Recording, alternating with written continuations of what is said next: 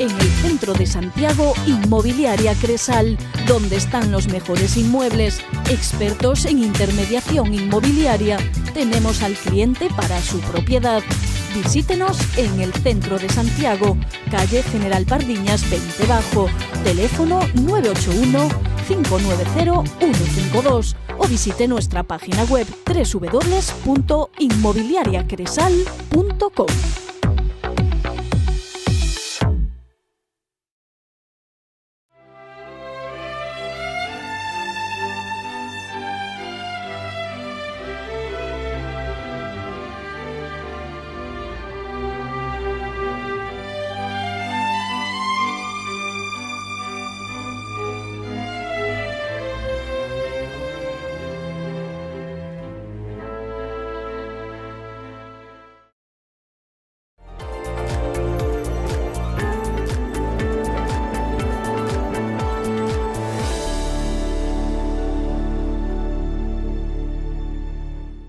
Hola, señoras y señores. En el programa de hoy nos visita el pintor Manuel Quintana Martelo.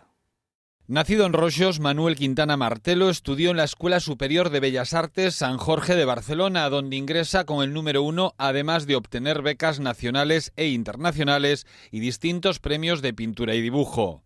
Expuso con regularidad desde el año 1970 en Vigo, Santiago, Coruña, Ourense, Barcelona, Madrid, Mallorca, Turín, París, Puerto Rico, Panamá, Nueva York, Caracas, etc., en distintas galerías profesionales y museos como el de Arte Moderno de Panamá, de Santo Domingo, de la Universidad de Nueva York y de Tarragona.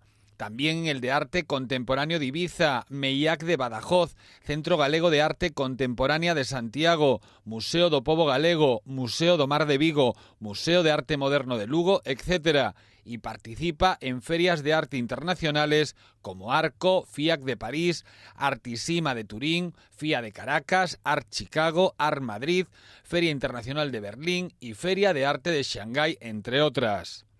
Obtuvo la cátedra de dibujo de la que está en excedencia desde 1992, fue presidente de la Asociación Galega de Artistas de Galicia y la Federación Catalana de Artistas y actualmente está al frente de la Real Academia Gallega de Bellas Artes. Hola Manuel, ¿qué tal estás? Hola, muy bien. Bienvenido. Encantado de estar aquí. Bienvenido a Querido Mundo. Háblame un poco de tu etapa formativa en Barcelona, cuando esta ciudad en la década de los 60 era la ciudad más vanguardista de España.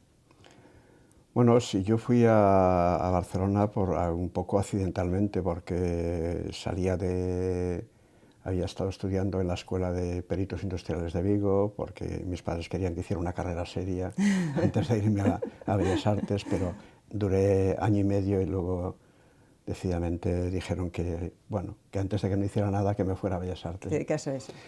Y bueno, llegué a Barcelona porque conocí aquí en Santiago lo que luego fue un amigo mío, un escultor, que estaba haciendo prácticas de dibujo aquí en Artes y Oficios en el verano para hacer el examen de ingreso, porque había suspendido, y entonces me dio una serie de pautas que yo asimilé, por suerte, enseguida. Y como él estaba en Barcelona, pues por aquel mimetismo me hablaba de Barcelona y me fui a Barcelona y me matriculé en Barcelona.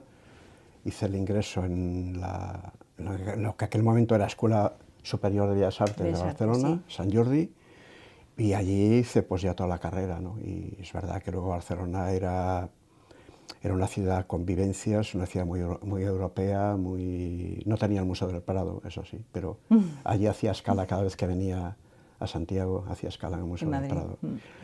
Pero sí era una ciudad con vivencias, en donde en aquel momento estaba en plena eclosión la nova cançó catalana, y conocía cantantes de aquella época. Fui incluso, compartí incluso pensión un tiempo con Luis Llach en Barcelona. Fue una etapa pues, muy interesante, y hay que tener en cuenta también que mi etapa de carrera coincidió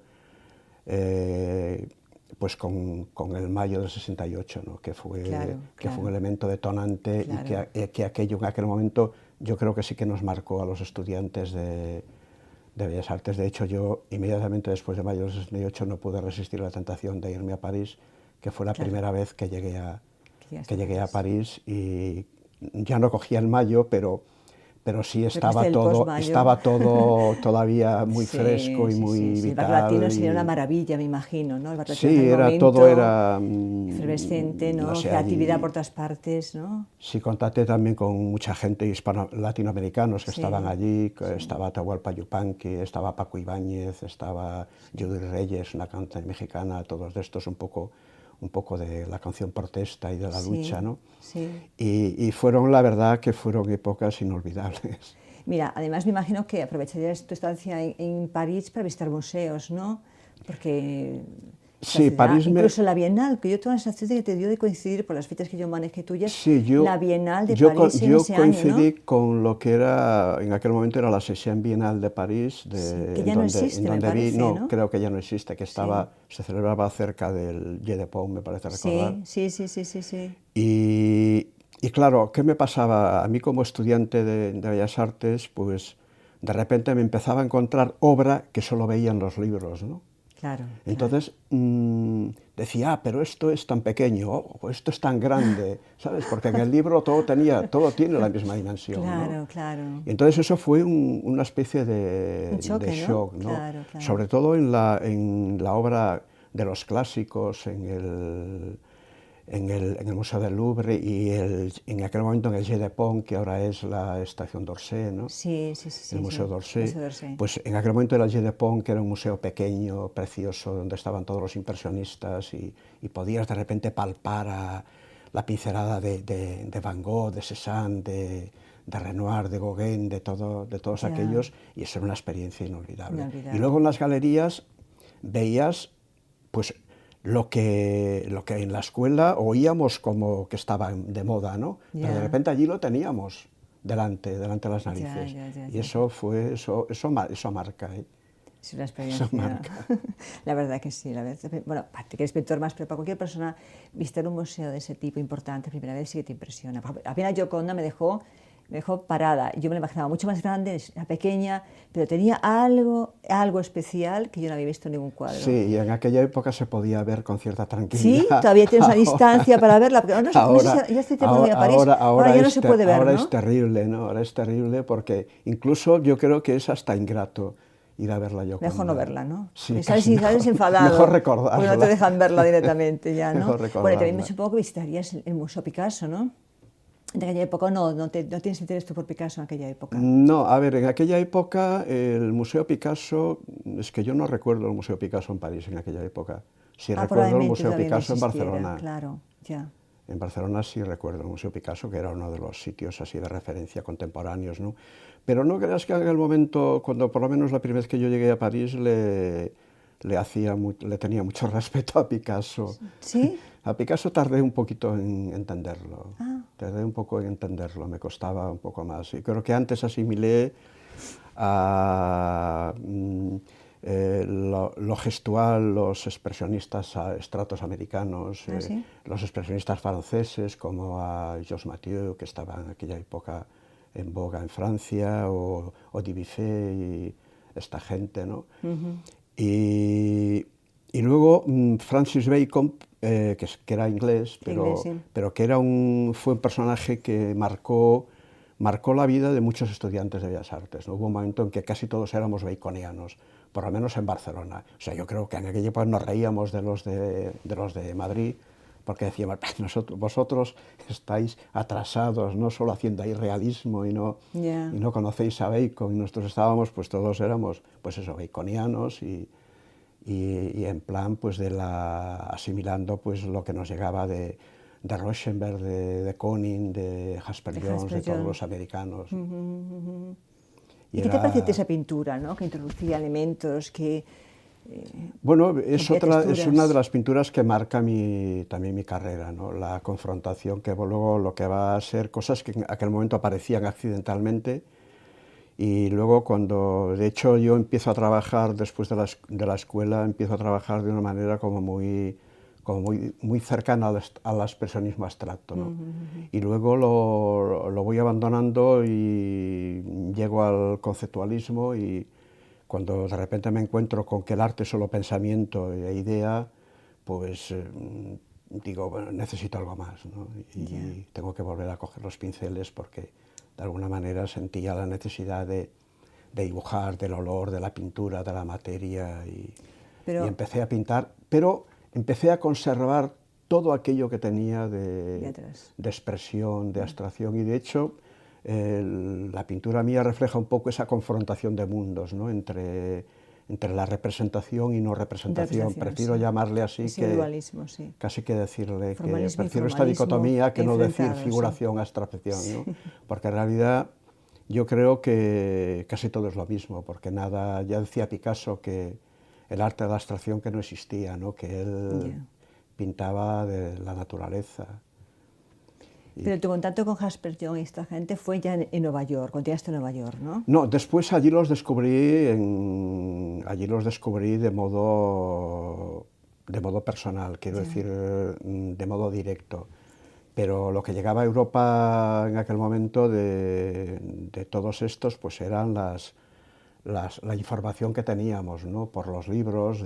¿Y Rocco y Pollock y toda esta gente no te interesaba o sí? Sí, bueno, sí. Me interesaba mucho los movimientos americanos de la posguerra, el pop, el op art me interesaba menos, la abstracción geométrica me interesaba menos, que soy un poco más gestual que eso. Hice alguna incursión así como hacia la abstracción geométrica, pero yo creo que siempre digo que es la etapa más negativa de mi carrera como artista. Y cuando llegaste a Nueva York, ¿cómo era el ambiente de Nueva York? O sea, ¿qué sentiste al llegar? ¿Cómo encontraste la ciudad? A ver, yo llegué a Nueva York ya madurito.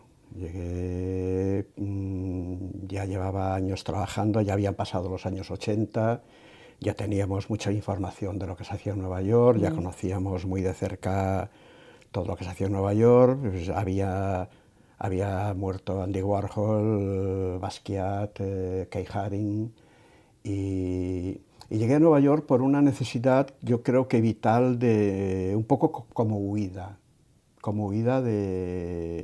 de aquí, ¿no? del ámbito gallego, del ámbito español. Yo primero necesitaba abandonar mi carrera como profesor, como catedrático, que me estaba estorbando. ¿Qué es catedrático aquí en Santiago? Sí, estaba en el Gelmírez, necesitaba abandonar un poco todo el ambiente que me rodeaba aquí, necesitaba aislarme. O sea, yo siempre digo que fui a Nueva York no a buscar información, porque ya la teníamos, sino a buscarme a mí mismo de alguna manera.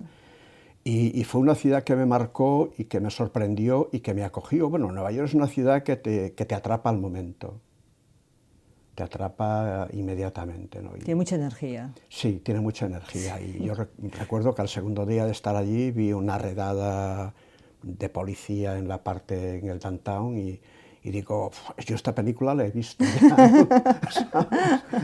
porque era igual que las películas. ¿Y qué zona te parecía más interesante? O sea, ¿qué zona paseabas más, buscabas más? ¿Qué fue lo que llegaste y dijiste, me encanta esta parte de Nueva York? Porque había una zona que probablemente sería tu favorita, ¿no? Realmente, por ejemplo, yo vivía en Brooklyn, ¿no? Sí. En la zona de Greenpoint, cerca. Después, más tarde, me pasé a Williamsburg, que ahora es una zona muy pujante. Está muy de moda, en Nueva York, muy de moda, sobre todo los fines de semana, ¿no? Sí, los artistas también. A Williamsburg lo cogí, era donde tenía los últimos estudios que tenía ahí, y la cogí en sus inicios, y de hecho, al estudio al que iba, que alquilaba allí, pues desapareció porque aquello floreció tanto que los propietarios no podían pagar los alquileres aquellos. Fue un poco lo que pasó con el Soho, porque tú cuando llegaste, el Soho era el barrio de los artistas, o ya era ese barrio elegante e informal que es hoy día. No, estaba todo más en el Midtown, en el centro, en la 57, la 56, estaba todo en esa zona. Las galerías habían migrado del Soho, pues habían ido al Midtown, y luego pude también coger la siguiente migración, que fue a Chelsea, ¿no? A lo que es ahora el meollo del arte casi internacional. Todas las salas, ¿no? y toda la salida nocturna también está toda en Chelsea. Hasta que me imagino que volverán a migrar en cuanto todo aquello se regenere. No, y se vuelva carísimo. Y se vuelva carísimo, claro, entonces irá a otro sitio, claro. Que es un poco lo lo bueno de Nueva York, que nada, sí, es fantástico. nada permanece, sí, ¿no? Sí, esto hace un permanente movimiento, es verdad. Conoces a alguien Sí. y lo ves al cabo de un año y dices, ¿qué tal tu trabajo? Ah, no, ya no trabajo allí, ¿no? Sí, Ya sí, no. sí, O alguien que sí. te está haciendo un café. Yo recuerdo un camarero que le enseñé a hacer un cortado, que cuando llegué a No Nueva York sabía. me volvía loco. Hacía americanos, Me volvía ¿no? loco para que me hicieran un buen cortado. Le enseñé a hacer un cortado, cogí confianza con él, Sí. hablaba mucho con él y al cabo de como de 3 meses o así, llego allí, ¿y dónde está? No está, se ha ido, pero ¿cómo se ha ido? No, sí, es que ya le estrenan una obra de teatro que ha escrito, ¿no? ¿Sabes? Sí, esto existe, existe, sí. Entonces ves, dices, Sí. existe en Nueva York eso del... Sí. No, y los estudiantes trabajan en las cafeterías y de pronto Claro, los ves y- médicos. No, es que me he licenciado en medicina, es que sí, esto cuesta muy muchísimo, ¿no? Que trabajan en los cafés. Sí, las modelos en la agencia Forum estaban todas, trabajaban en coffee shops que hay cerca Sí. de allí para... Y es un poco la característica de que la ves, ciudad. dices, bueno, Que se regenera todo es sola, posible en sí. esta ciudad. ¿Y qué ¿no? museo frecuentabas más? Porque visitarías museos en Nueva York, ¿no? Bueno, obviamente en Nueva York es obligatorio. Pero habría uno que te gustaría más. Es obligatorio el Metropolitan, Sí. es obligatorio el MoMA, por MoMA. supuesto, es obligatorio el Winning, es obligatorio Claro. el Guggenheim. Pero, ¿qué frecuentabas más? ¿A cuál ibas más veces? La Frick Collection, o sea... Sí, es verdad. A ver, cualquier museo de Nueva York es recomendable. Tienen una organización muy buena, tienen una manera de entender el arte y entender el arte incluso como negocio e inversión Sí. muy buena y muy interesante. Muchas veces habría que aprender un poco de todo esto. Yo creo que ellos no conciben que toda la cultura tenga que ser sostenible en base a subvenciones. Las subvenciones, o becas, no, por o supuesto, existe mecenazgo, allí lo que claro, o produce o es rentable o si no... Sí, no, luego mecenazgo también es muy importante. A otra cosa. No, bueno, ahora en este momento en Nueva York el Met está pasando una crisis actualmente porque tuvieron un desfase económico con el anterior director que cesó a principio de verano en el cargo y están en ese interín de... Pero vamos, yo creo que incluso hasta el Met, si no es rentable, lo transforma en otra lo que cosa. estoy diciendo puede ser un sacrilegio. Tengo un restaurante, cualquier pero cosa. no me extrañaría nada. Bueno, estoy segura de que Nueva York, te encantarían los parques de Nueva York. Algún parque favorito tenías, seguro. Porque Nueva York tiene unos parques Mira, preciosos. en Nueva York me gustaban mucho los jardincillos que hay, los que forma Broadway, ¿no? Sí. Que es el único sitio donde hay plazas en Nueva York, son las esquinas irregulares que crean la cuadrícula de Nueva York, la Broadway, ¿no? ¿Y cuál te gustaba de esos? Pues me gustaba las zonas como, no sé los nombres decirte, ¿El Flytime? ¿Dónde está el Flytime? ¿Alguno de esos no? No. Es que hay todo un montón de parques. pequeños o sea, Central sitios. Park no era tu favorito. A Central Park iba, pero no es que me entusiasmara mucho el Central Park como... Bueno, y si tuvieras que ahora pintar un cuadro con la memoria que tienes de Nueva York, ¿qué zona elegirías de la ciudad? ¿Qué zona elegiría? Sí. ¿Cómo pintarías el cuadro? Y bueno, voy a pintar Nueva York de memoria, haz un ejercicio así un poco a... Bueno, piensa que yo en Nueva York lo que pinté era el mobiliario urbano, o sea, me fijé en las papeleras y en las cabinas de teléfono, que fueron mi fuente de inspiración y mi rastro en Nueva York, ¿no? En este momento las cabinas están desapareciendo y las papeleras no son aquellas papeleras que casi eran transparentes que había antes, sino que ahora son papeleras, señoras papeleras, todas cerradas, todo, o sea, un poco tristes en ese aspecto. Tendría que buscar quizá Es como entonces elemento de urbano, digamos, ¿no? De mobiliario urbano. No sé, eso? espero... No una fotografía de la ciudad. Espero vivir la experiencia este próximo año que entra de nuevo, porque hace como 3 años que por diferentes razones no fui a Nueva York y estoy deseando volver. El próximo año. Bueno, para finalizar, Manuel, te voy a hacer unas preguntas un poquito más personales, para conocer un poquito más de ti. ¿Cuál es tu principal rasgo de carácter? Esto es una pregunta del millón, ¿no? Yo creo que el genio y la tranquilidad, pero dentro del genio. ¿Y tu ideal de felicidad? ¿Mi ideal de felicidad? Sí.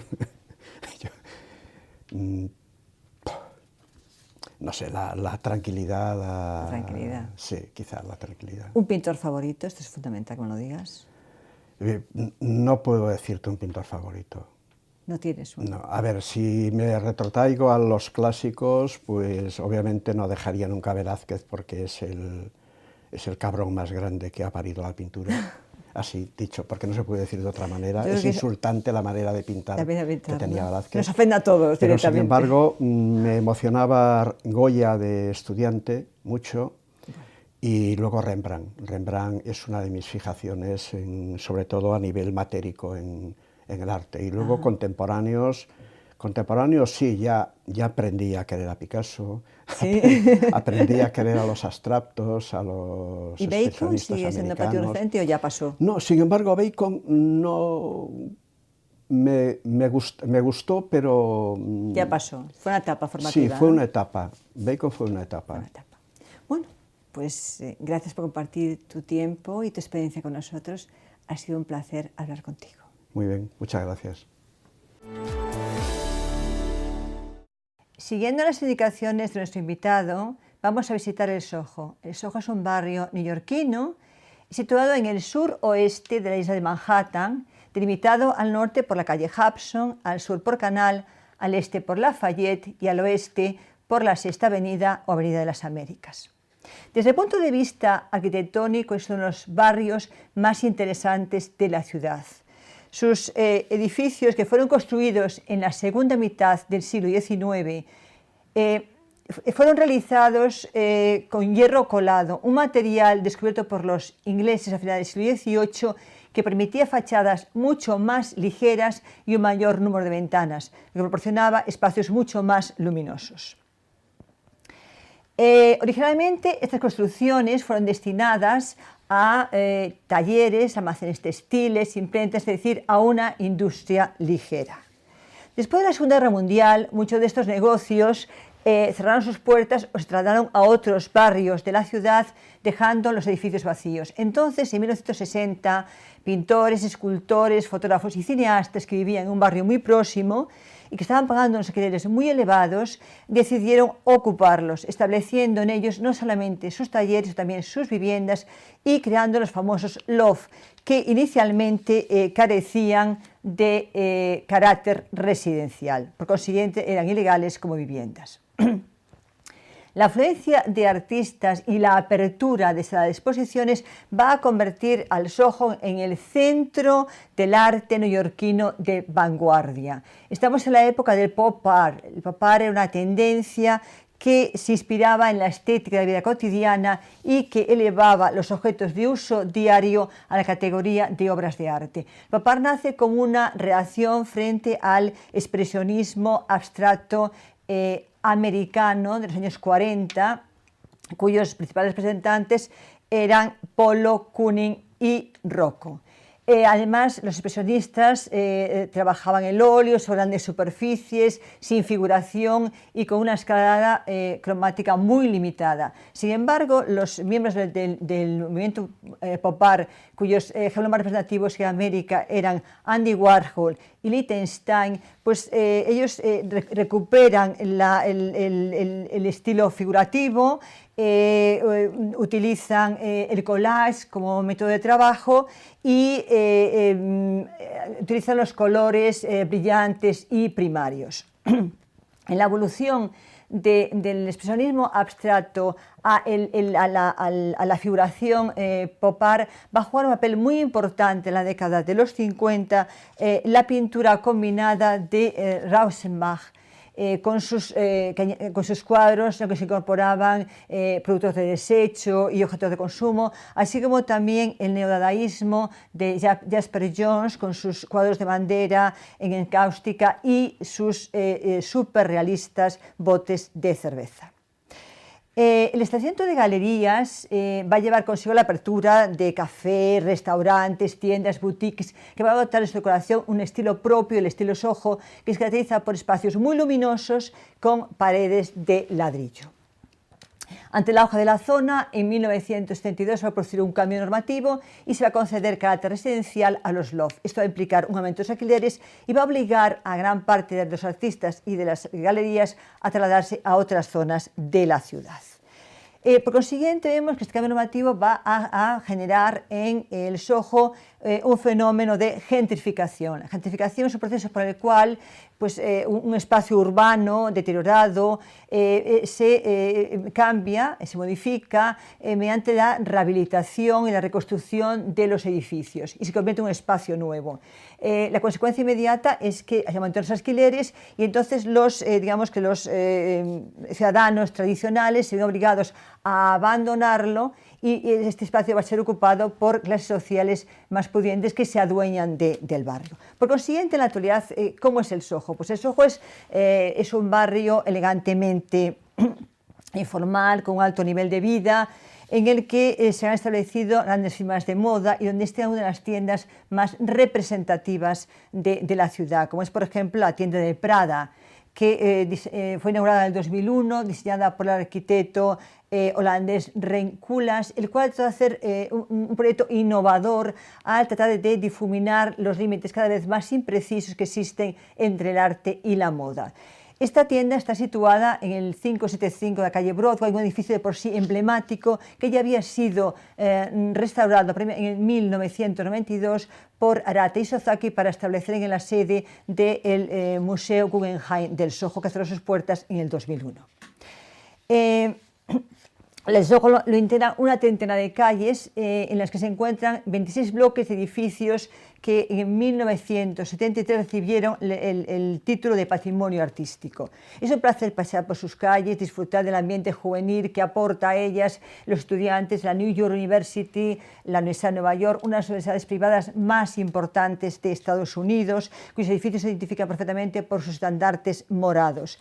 Entre los inmuebles de la New York University destaca su biblioteca, un imponente edificio de 12 plantas de color rojizo, diseñada por Philip Johnson y que fue inaugurada en 1973. En el que se centraliza una red de 8 bibliotecas que ponen al servicio de los alumnos 4,5 millones de volúmenes. Esta biblioteca está situada en la esquina sureste de Washington Square Park, uno de los parques más bonitos de Nueva York, en el que podemos pasear, descansar, ver una obra teatral, un concierto de jazz, de música clásica. En fin, incluso hacer una fotografía muy característica del Empire State desde el hueco del arco, ¿no? El arco fue levantado en 1899 en mármol para conmemorar el centenario de nombramiento de George Washington como primer presidente de la nación. Pero esta plaza también es la plaza más literaria de Nueva York, ya que en ella, en sus alrededores, han vivido y nacido algunos de los escritores más importantes de la literatura americana, como Alan Poe, Herman Melville, Mark Twain o el premio Nobel Eugene O'Neill. Y sobre todo Henry James. Henry James, que es el autor de la novela Washington Square, en la que narra cómo era el ambiente de la ciudad a finales del siglo XIX. Y pensando en esta novela, me viene a la memoria su versión cinematográfica, que fue dirigida por William Wyler en 1949, interpretada magistralmente por Montgomery Clift y Olivia de Havilland, que obtuvo precisamente por su papel de Catherine, la hija del doctor Sloper, que ni era guapa ni era inteligente, y que era un personaje realmente adorable. La película es una maravilla, se titula La heredera y yo se la recomiendo muy vivamente.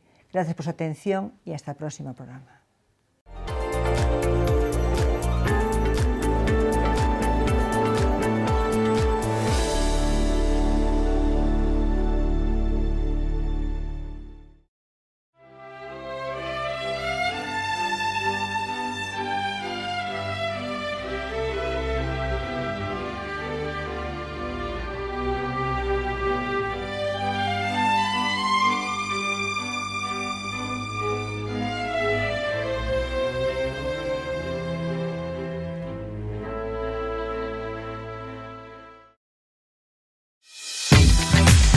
En el centro de Santiago, Inmobiliaria Cresal, donde están los mejores inmuebles, expertos en intermediación inmobiliaria. Tenemos al cliente para su propiedad. Visítenos en el centro de Santiago, calle General Pardiñas 20 Bajo, teléfono 981 590-152 o visite nuestra página web www.inmobiliariacresal.com.